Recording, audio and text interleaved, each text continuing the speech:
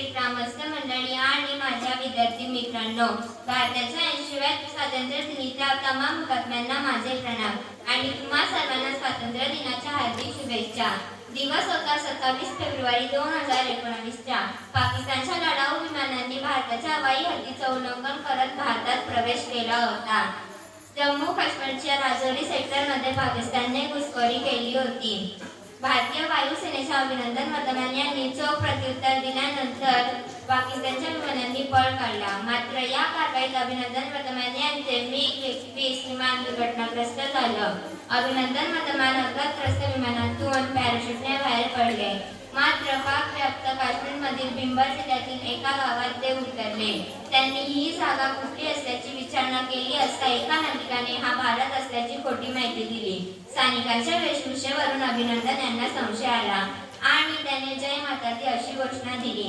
मात्र जय घोषात प्रत्युत्तर न आल्यामुळे आपण पाकिस्तानात असल्याची अभिनंदन यांची खात्री पटली। त्याने समोर बसलेल्या उपस्थितांच्या दिशेने पिस्तूल रोखले आणि पळ काढण्याचा प्रयत्न केला, मात्र संतप्त जमावाने त्यांच्यावर दगडफेक करण्याचा प्रयत्न केला। जखमी असल्यामुळे ते अर्धा किलोमीटरपेक्षा जास्त पळू शकले नाही।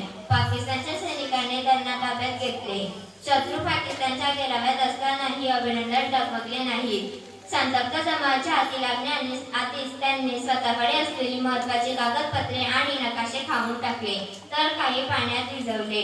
पाकिस्तानच्या सैन्याने त्यांच्याकडून गुपित उकळण्याचा प्रयत्न केला, तरीही त्यांनी आपले नाव आणि बॅच नंबर याशिवाय कोणतीही माहिती दिली नाही।